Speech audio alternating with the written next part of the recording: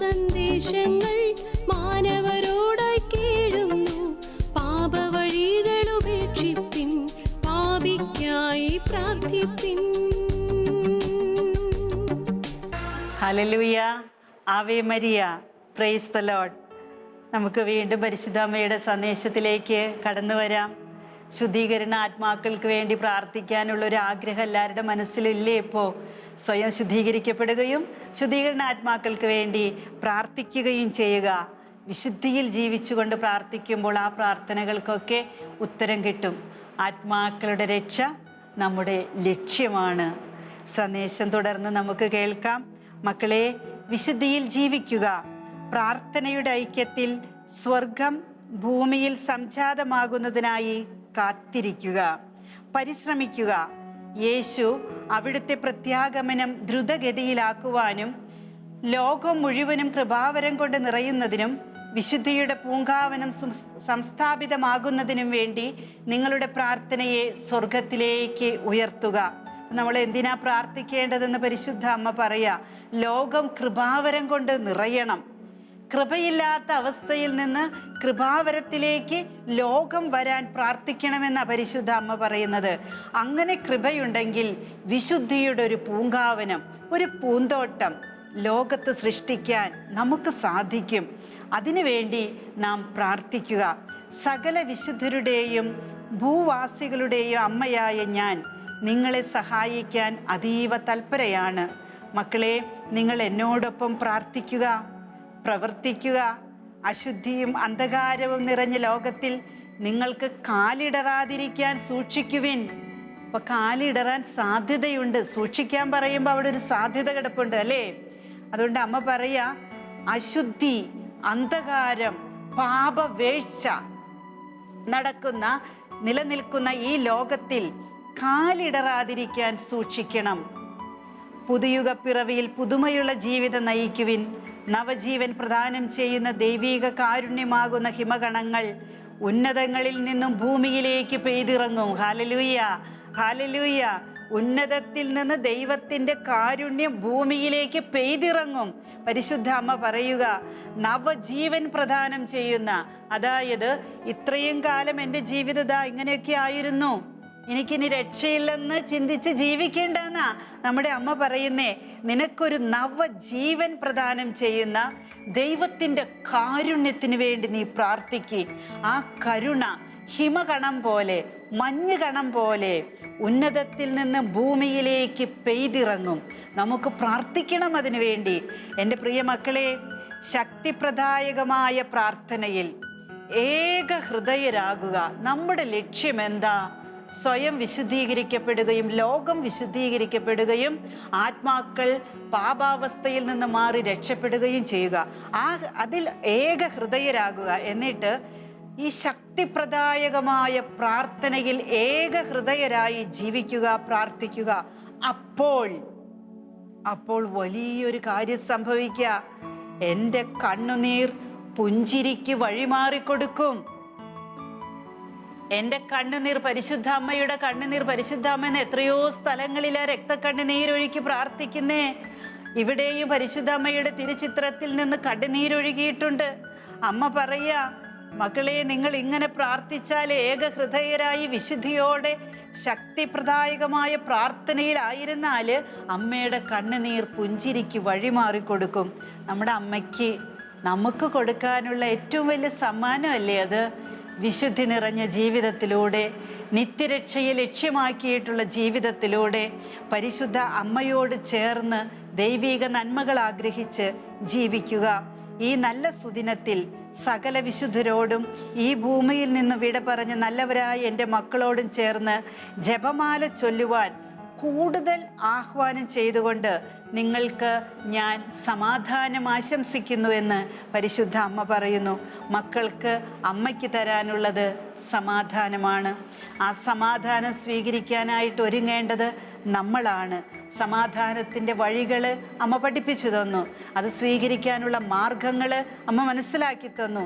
നമുക്കത് സ്വീകരിക്കാം, പ്രാർത്ഥിക്കാം.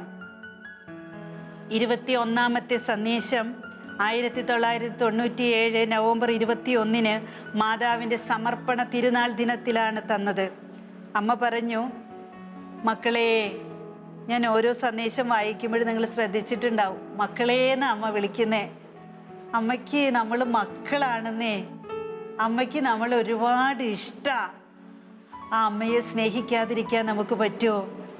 മക്കളെ, പിതാവായ ദൈവത്തിൻ്റെ തിരുമനസ് പ്രകാരം കർത്തൃ ശുശ്രൂഷയ്ക്ക് പൂർണ്ണമായും സമർപ്പിക്കപ്പെട്ടതിൻ്റെ ഓർമ്മ ദിനം നവംബർ 21. മാതാവിനെ കുഞ്ഞായിരിക്കുമ്പോൾ മാതാവിൻ്റെ മാതാപിതാക്കൾ ദേവാലയത്തിൽ സമർപ്പിച്ച ദിനമാണെന്ന് അമ്മ പറയാം. കുഞ്ഞായിരിക്കുമ്പോഴേ പിതാവായ ദൈവത്തിൻ്റെ തിരുമനസ് പ്രകാരം കർത്തൃ ശുശ്രൂഷയ്ക്ക് പരിപൂർണമായി സമർപ്പിക്കപ്പെട്ടതിൻ്റെ ഓർമ്മ ദിനം ദേവാലയത്തിൽ പരിശുദ്ധാത്മാവിൻ്റെ പ്രകാശധാരയ്ക്ക് മുൻപിൽ സ്വയം തുറന്നുകൊടുത്ത ഞാൻ വലിയ സമുന്നത പദവിയിലേക്ക് ഒരുക്കപ്പെടുകയായിരുന്നു. ആ പിഞ്ചു കുഞ്ഞെന്ന് പറയുമ്പോൾ ഒരു 3 വയസ്സൊക്കെ പ്രായമുള്ളെന്നല്ലേ ചരിത്രം സാക്ഷിക്കുന്നത്. ദേവാലയത്തിൽ വിശുദ്ധ അന്നായും വിശുദ്ധ യോവാക്യമും കൊണ്ടു ചെന്നാക്കി. അമ്മ പറയാ, പരിശുദ്ധാത്മാവിൻ്റെ പ്രകാശധാരയ്ക്ക് മുൻപിൽ അമ്മ സ്വയം തുറന്നുകൊടുത്തു. ആ കുഞ്ഞ് ആ സമർപ്പണം വലിയ സമുന്നത പദവിയിലേക്ക് അമ്മയെ ഒരുക്കുകയായിരുന്നു എന്ന് അമ്മ പറയുന്നേ. എന്നിട്ട് ആ കുഞ്ഞ് ആ ദേവാലയ അന്തരീക്ഷത്തിൽ പ്രകാശധാരയാകുന്ന പരിശുദ്ധാത്മാവിൻ്റെ മുൻപിൽ എങ്ങനെ വ്യാപരിച്ചു എന്ന് പറയുന്നു. വചനം ഗ്രഹിച്ച് വചനത്തിൽ വളർന്ന് ദൈവ ശുശ്രൂഷയ്ക്കായിട്ട് ശരീരം നിരന്തരമായ ഹോമയാഗത്തിൽ അർപ്പിക്കപ്പെട്ട ദിനമാണിന്ന്.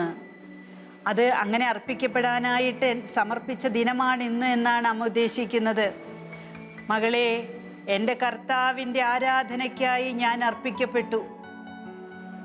അവിടുത്തെ മഹാമഹിമയിലേക്കായി മൗനത്തിലൂടെ പ്രാർത്ഥനയിലൂടെ അവിടുത്തെ സേവനത്തിന് അർപ്പണം ചെയ്ത് ആനന്ദത്തോടെ ഞാൻ ജീവിച്ചു. എന്തൊരു ലാളിത്യ, എന്തൊരു ദൈവസ്നേഹ. ഒരു 3 വയസ്സുകാരിക്ക് എങ്ങനെ ഇതൊക്കെ പറ്റിയത്? അന്നു മുതൽ അമ്മ ഇങ്ങനെ ജീവിച്ചു എന്ന് അമ്മ പറയുന്നു. വചനം ഗ്രഹിച്ച് വചനത്തിൽ വളർന്ന് ദൈവ ശുശ്രൂഷയ്ക്കായിട്ട് ആത്മാവും ശരീരവും നിരന്തരമായ ഹോമയാഗത്താൽ അർപ്പിക്കപ്പെടാനാണ് പരിശുദ്ധ അമ്മയെ ഈശോ പിതാവായ ദൈവം ഒരുക്കിക്കൊണ്ടിരുന്നത് ദേവാലയ സമർപ്പണം വഴി. കർത്താവിനും നിങ്ങൾക്കുമുള്ള സത്താപരമായ ബന്ധത്തെ ഊട്ടിയുറപ്പിക്കുന്നതിനായി മക്കളെ, സഹനത്തിൻ്റെ പാതയിലെ അമ്മയിലൂടെ ലഭിക്കുന്ന നിസ്സാരമായതുപോലും നിങ്ങൾ നിരസിക്കരുത്. ഇത് വായിച്ച് ധ്യാനിച്ചപ്പോൾ പരിശുദ്ധ അമ്മ ഒരിക്കൽ മനസ്സിലാക്കി തന്നൊരു കാര്യം ഞാൻ ഇവിടെ പങ്കുവയ്ക്കാനായിട്ട് ആഗ്രഹിക്കുകയാണ്. ഞാൻ പലപ്പോഴും നമ്മളൊക്കെ അമ്മമാരാണല്ലോ, നമുക്കൊരു കൊച്ചു കുഞ്ഞ് 3 വയസ്സെന്നൊക്കെ പറഞ്ഞാൽ അതിൻ്റെ ഒരു ശിശുത്വം വിട്ടുമാറിയിട്ടില്ല. നമുക്കറിയാം എത്രയും ഉണ്ടാകുന്നുള്ളത്. ആ കുഞ്ഞിനെ ദേവാലയത്തിൽ കൊണ്ടു ചെന്നാക്കിയിട്ട് വിശുദ്ധ അന്നായും വിശുദ്ധ യോവാക്യമൊക്കെ പോരുമ്പോൾ ആ കുഞ്ഞു പൈതലിൻ്റെ ഒരു തിരിഞ്ഞുനോട്ടം ഉണ്ടാകും. അപ്പൻ്റെ അമ്മയുടെയും സമർപ്പണമൊക്കെ സമർപ്പിച്ചെങ്കിലും മനസ്സിലൊരു നൊമ്പരം ഉണ്ടാവും. വർഷങ്ങൾ കാത്തിരുന്നിട്ട് കിട്ടിയതാ. അതൊക്കെ ഞാനിങ്ങനെ ആലോചിച്ച് ധ്യാനിക്കാറുണ്ട്, പ്രാർത്ഥിക്കാറുണ്ട്. അങ്ങനെ ഒരു വേളയിൽ അമ്മ പറഞ്ഞു, കുഞ്ഞേ, നിനക്ക് അവസരം കിട്ടുമ്പോഴൊക്കെ പറയണം, നീ ആദ്യമായിട്ട് വ്രതവാഗ്ദാനം നടത്തിയത്, ദൈവവുമായിട്ടുള്ള ദൈവസന്നിധിയിൽ വ്രതം എടുത്തത്, വ്രതവാഗ്ദാനം നടത്തിയത് പരിശുദ്ധ അമ്മയാണെന്ന് അമ്മ പറയുക. ആദ്യമായിട്ട് വ്രതവാഗ്ദാനം നടത്തിയത് പരിശുദ്ധ അമ്മയാ. അതെപ്പോഴാണെന്നറിയോ? മംഗളവാർത്ത ലഭിച്ചപ്പോൾ. ആ മംഗളവാർത്ത ലഭിക്കുന്ന സമയം വരെയും ഈ കുഞ്ഞ് ആ മംഗളവാർത്തയുടെ ദിനത്തിന് വേണ്ടി ഒരുക്കപ്പെടുകയായിരുന്നു. ഹോമയാഗം എന്ന് പറഞ്ഞ എന്താ? ഹോമയാഗത്തിനുള്ള കുഞ്ഞാട് എന്ന് പറഞ്ഞ എന്താ? പഴയ നിയമത്തിൽ നമുക്കറിയാം, ഊനമറ്റ കുഞ്ഞാടായിരിക്കണം. ഒരു ചുളിവും ഇല്ലാത്തത്, ഒരു കറയില്ലാത്തത്, ഒരു കേടുപാടുകളും ഇല്ലാത്ത കുഞ്ഞാടിനെയാണ് ഹോമയാഗത്തിന് പെസഹാക്കി ബലി അർപ്പിക്കുന്നത്. ആ പെസഹ കുഞ്ഞാടിനെ പോലെ ഹോമയാഗത്തിന് വേണ്ടി ചുളിവുകളോ ചതവുകളോ മുറിവുകളോ എന്തെങ്കിലും ഒടിവുകളോ ഒന്നുമില്ലാത്ത ഊനമറ്റ ശക്തിയുള്ള നവീകരിക്കപ്പെട്ട വിശുദ്ധീകരിക്കപ്പെട്ട ഒരു കുഞ്ഞാട്. അങ്ങനെ ഒരു കുഞ്ഞാടാക്കി തീർക്കാൻ പരിശുദ്ധ അമ്മയെ ഈ സമർപ്പണ ദിവസം മുതൽ പിതാവായ ദൈവം, ത്രിയേക ദൈവം ഒരുക്കുമായിരുന്നു. എന്തൊരു ഒരുക്കലായിരിക്കും അല്ലേ? 3 വയസ്സിലൊക്കെ സമർപ്പിച്ചിട്ട് ഒരു 16 വയസ്സ് ഒക്കെ ആകുമ്പോഴല്ലേ ഈ മംഗളവാർത്ത കിട്ടുന്നേ. അപ്പം അത്രയും വർഷത്തെ കൊച്ചു പ്രായത്തിലെ ബാല്യത്തിലെ ഒരുക്കം എങ്ങനെ ആയിരുന്നിരിക്കും? നമ്മളതൊന്ന് ചിന്തിക്കണം. വ്രതവാഗ്ദാനം നടത്താനായിട്ട് ഇന്ന് സന്യാസ സഭകളിലൊക്കെ ആദ്യത്തെ വ്രതവാഗ്ദാനം കഴിഞ്ഞാൽ പിന്നെ കുറച്ച് വർഷം കഴിയുമ്പോൾ 6 വർഷം 4 വർഷമൊക്കെ കഴിയുമ്പോഴാണ് നിത്യവ്രതം നടത്തുന്നത്. ആദ്യ വ്രതത്തിന് 4 വർഷം ഒരുങ്ങുന്നു സന്യസ്തരെ, സമർപ്പിതര്, സിസ്റ്റേഴ്സ്. 4 വർഷം കഴിഞ്ഞ് നിത്യവ്രതത്തിന് 6 വർഷം ഒരുങ്ങുന്നു. അങ്ങനെ 10 വർഷം. പരിശുദ്ധ അമ്മയുടെ കണക്കിൽ അതൊരു 13 വർഷമൊക്കെ ഉണ്ടായിരിക്കാം. 13 വർഷം അമ്മ ഒരുങ്ങിയത് എങ്ങനെയാ? വചനം ഗ്രഹിച്ച് വചനത്തിൽ വളർന്ന് ദൈവ ശുശ്രൂഷയ്ക്കായി ശരീരം നിരന്തരമായി ഹോമിച്ചുകൊണ്ടിരുന്നു. എല്ലാ ഇച്ഛകളെയും, എല്ലാ ആന്തരിക ഇന്ദ്രിയങ്ങളെയും, എല്ലാ ഇന്ദ്രിയ ശക്തികളെയും, എല്ലാ ആഗ്രഹങ്ങളെയും, എല്ലാ അഭിലാഷങ്ങളെയും അമ്മ ഹോമിച്ചുകൊണ്ടിരുന്നു. ഹോമിച്ച് ഹോമിച്ച് ഹോമിച്ച് ദൈവ ശുശ്രൂഷയ്ക്ക് വേണ്ടി ഒരുങ്ങുകയായിരുന്നു പരിശുദ്ധ അമ്മ. മക്കളെ, ക്രിസ്തീയ പീഡനത്തിൻ്റെ ഭാഗമെന്നോണം എൻ്റെ വത്സല മക്കൾ അനുഭവിക്കുന്ന പീഡകൾ എത്രയാണ്! വൈദിക പട്ടം സ്വീകരിച്ച് മറുനാടുകളിൽ സേവനം ചെയ്യുന്ന മക്കളും സന്യസ്തരും നിഷ്കരുണം പീഡിപ്പിക്കപ്പെടുകയും വധിക്കപ്പെടുകയും ചെയ്യുന്നു. അവരുടെ സഹനത്തിനും നിലവിളിക്കും നേരെ മനസ്സ് തുറക്കാൻ മനുഷ്യനിലൂടെ പ്രവർത്തിക്കുന്ന സാത്താന് കഴിയുന്നില്ല. ഇന്ന് സംഭവിക്കുന്ന കാര്യങ്ങളാണ് ഇത്. ഇവിടെ മിഷൻ നാടുകളിലെ, മിഷൻ ദേശങ്ങളിലൊക്കെ ഈശോയ്ക്ക് വേണ്ടി പിടഞ്ഞു മരിക്കുന്ന, നമ്മൾ അറിയുന്നത് അറിയാത്തത് ഒത്തിരി ഉണ്ടെന്നേ.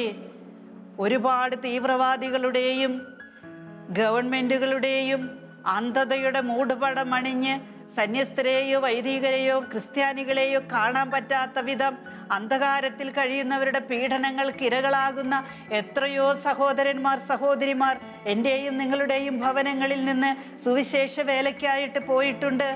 അവർ ഇറങ്ങിത്തിരിച്ചത് എനിക്കോ നിങ്ങൾക്കോ അവർക്കോ സമ്പത്ത് കൂട്ടാനല്ല, ദൈവത്തിൻ്റെ സമ്പത്ത് ആത്മാക്കളാണെന്നും ആത്മാക്കൾ രക്ഷപ്പെടുത്തേണ്ടത്, രക്ഷിക്കേണ്ടത് അവരുടെ കടമയാണെന്നുള്ള ഉറപ്പിന്മേല അവർ ഇറങ്ങിത്തിരിച്ചപ്പോൾ അവർക്കൊരു ചിന്തയുണ്ടായിരുന്നു, ഞാനും നിങ്ങളും അവർക്ക് വേണ്ടി പ്രാർത്ഥിക്കുമെന്ന്. അതാണ് അവരുടെ ശക്തി.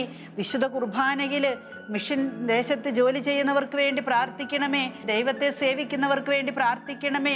വചനം കൊടുക്കുമ്പോൾ വചനത്തിൻ്റെ വാള് ആ മക്കളിൽ, അവിടെയുള്ള ദേശവാസികളിൽ നിറഞ്ഞിട്ട് അന്ധതയും അന്ധകാരവും നീക്കിയിട്ട് അന്ധവിശ്വാസത്തിൽ നിന്നും അവരുദ്ദേശിക്കുന്ന മൗലിക സത്യങ്ങളിൽ നിന്നും മാറി നിന്നുകൊണ്ട് ദൈവിക സത്തയെ മുറുകി പിടിച്ച് ദൈവവചനത്തിലേക്ക്, യേശുവിലേക്ക് കടന്നു വരുവാനുള്ള വിളി സ്വീകരിക്കാൻ, ദാഹത്തോടെ വരാൻ, ദാഹം തീർക്കുന്ന ദൈവത്തിൻ്റെ സന്നിധിയിലേക്ക് വരാൻ. നിങ്ങൾ എൻ്റെ അടുക്കൽ വരുവിൻ, ഞാൻ നിങ്ങൾക്ക് ജീവൻ നൽകാമെന്ന് പറഞ്ഞിട്ടുള്ള കർത്താവിൻ്റെ അരികിലേക്ക്, സമാശ്വാസം നൽകാമെന്ന് പറഞ്ഞ ദൈവത്തിൻ്റെ അരികിലേക്ക് അന്ധവിശ്വാസങ്ങളെ വിട്ട് ഓടി വരാനായിട്ട് ഈ ലോകത്തിലെ സകല മനുഷ്യർക്കും സാധിക്കേണ്ടതിനും, ഈ ലോകത്തിൻ്റെ എല്ലാ അതിർത്തികളിലും സുവിശേഷം പ്രഘോഷിക്കപ്പെടേണ്ടതിനും, സുവിശേഷ പ്രഘോഷണത്തിനായി അനേകം മക്കൾ സജ്ജരാക്കപ്പെടേണ്ടതിനും, കൂടുതൽ നല്ല ദൈവവിളികൾ ഉണ്ടാകുന്നതിന് ജീസസ് യൂത്ത് പോലുള്ള മിഷണറിമാര് നല്ല മിഷണറിമാരായിട്ട് വിശുദ്ധിയോടെ ജീവിക്കേണ്ടതിന് എല്ലാം നമുക്ക് പ്രാർത്ഥിക്കണം. പ്രോ ലൈഫ് മൂവ്മെന്റിന് വേണ്ടി പ്രാർത്ഥിക്കണം. നമുക്ക് വിശുദ്ധാത്മാക്കൾ, വിശുദ്ധരായ കുഞ്ഞുങ്ങൾക്ക് ജന്മം കൊടുക്കാൻ വേണ്ടി പ്രാർത്ഥിക്കണം. അതുവഴി ദൈവത്തിൻ്റെ തിരുഹിതം ലോകത്ത് പൂർത്തീകരിക്കപ്പെടണം. പരിശുദ്ധ അമ്മയ്ക്കും അതാണ് ആഗ്രഹമുള്ളത്. സഹനത്തിനും നിലവിളിക്കും നേരെ മനസ്സ് തുറക്കാൻ, മനുഷ്യൻ്റെ മനസ്സ് തുറക്കാൻ സാത്താൻ അവരിലൂടെ പ്രവർത്തിക്കുമ്പോൾ അവർക്ക് സാധിക്കുന്നില്ല. അധികാരികളെ നമുക്ക് ഈ ലോകത്തിൻ്റെ അധികാരി എന്ന് അവകാശപ്പെട്ടുകൊണ്ട് പലതരത്തിലും അധികാര സ്ഥാനത്തിരിക്കുന്നവരെ നമുക്ക് ദൈവസന്നിധിയിലേക്ക് ഉയർത്താം. എന്നെ ശ്രവിക്കുന്ന ഈശോയുടെ മക്കളെ, ഈ നിമിഷം ദൈവത്തിൻ്റെ പരിശുദ്ധാത്മാവ് നൽകുന്ന പ്രേരണയനുസരിച്ച് ഈ പ്രാർത്ഥനയിൽ നമുക്ക് പങ്കെടുക്കാം. ഇരു കരങ്ങളും ദൈവസന്നിധിയിലേക്ക് ഉയർത്തിക്കൊണ്ട് എല്ലാ വൈദികർക്ക് വേണ്ടിയും, എല്ലാ സിസ്റ്റേഴ്സിന് വേണ്ടിയും, എല്ലാ ആത്മായ ശുശ്രൂഷകർക്ക് വേണ്ടിയും, മിഷൻ ദേശങ്ങളിൽ ഈ ഈശോയുടെ പ്രിയപ്പെട്ട മക്കളെ ചെയ്യുന്ന സേവനങ്ങൾക്ക് കരുത്തു പകരുന്നതിന് വേണ്ടിയും വിശുദ്ധി കൈവിടാതെ വിശുദ്ധിയോടെ വിശുദ്ധ വചനത്തെ പ്രഘോഷിക്കുന്നതിന് വേണ്ടിയും ജീവിക്കുന്ന വചന സാക്ഷികളാകുന്നതിന് വേണ്ടിയും നമുക്ക് പ്രാർത്ഥിക്കാം. Hallelujah, hallelujah, hallelujah, hallelujah, hallelujah, hallelujah. യേശുവേ നന്ദി ദൈവമേ. വചന കോട്ട കെട്ടിയിട്ട് അവരുടെ ജീവിതങ്ങളെ അവിടുന്ന് സംരക്ഷിക്കണമേ ഈശോയെ. ഒരു ക്രിസ്ത്യാനിക്ക് നേരെ ഒരു വാളും ഉയരാതിരിക്കാനായിട്ട്, ഒരു തോക്കിലും ക്രിസ്ത്യാനിക്ക് നേരെയുള്ള വെടിയുണ്ടകൾ ശേഖരിക്കപ്പെടാതിരിക്കാനായിട്ട് ഞങ്ങൾ പ്രാർത്ഥിക്കുന്നു. ദൈവമേ, അനാദികാലം മുതലേ അങ്ങയുടെ മക്കളെ പരിപാലിക്കുന്ന അവിടുത്തെ പരിപാലനയ്ക്ക് നന്ദി പറയുന്നു, സ്നേഹത്തിന് നന്ദി പറയുന്നു. തോക്കിൻ്റെ മുൻപിൽ ചങ്കും വിരിച്ചുകൊണ്ട് സാക്ഷ്യം വഹിച്ചിട്ടുള്ള രക്തസാക്ഷികളുടെ ചുടുതിണം വീണ് വളർന്ന സഭയിൽ നിന്നുകൊണ്ട് അങ്ങയുടെ മക്കൾ പ്രാർത്ഥിക്കുമ്പോൾ ദൈവമേ, അങ്ങയുടെ വചനത്തെ മുറുകെ പിടിക്കാൻ കഴിയാതെ പരിക്ഷീണിതരായി കഴിയുന്ന മിഷണറിമാർക്ക് വേണ്ടി ഞങ്ങൾ പ്രാർത്ഥിക്കുന്നു. വചനത്തിലൂടെയും ദിവ്യകൂദാശകളിലൂടെയും പ്രാർത്ഥനയിലൂടെയും ജപമാലയിലൂടെയും മക്കൾ ഉണരട്ടെ, ഉയരട്ടെ, ഉയരട്ടെ, ഉണരട്ടെ, യേശുവിലേക്ക് ഉയരട്ടെ, യേശുവിൻ്റെ ശക്തിയിലേക്ക് ഉയരട്ടെ, യേശുവിൽ നിന്ന് ശക്തി സ്വീകരിക്കട്ടെ, ദിവ്യകാരുണ്യത്തിൽ നിന്ന് കൃപകൾ സ്വീകരിക്കട്ടെ. പരിശുദ്ധ മാതാവ് തിരുകച്ചുകൊണ്ട് അവരെ പൊതിയട്ടെ എന്ന് പ്രാർത്ഥിക്കുന്നു. ഞങ്ങളെല്ലാവരെയും അമ്മയുടെ തിരുകച്ചയിൽ പൊതിയണമേ, യേശുവിൻ്റെ തിരുഹൃദയത്തോട് ചേർത്ത് വയ്ക്കണമേ. ആമേൻ.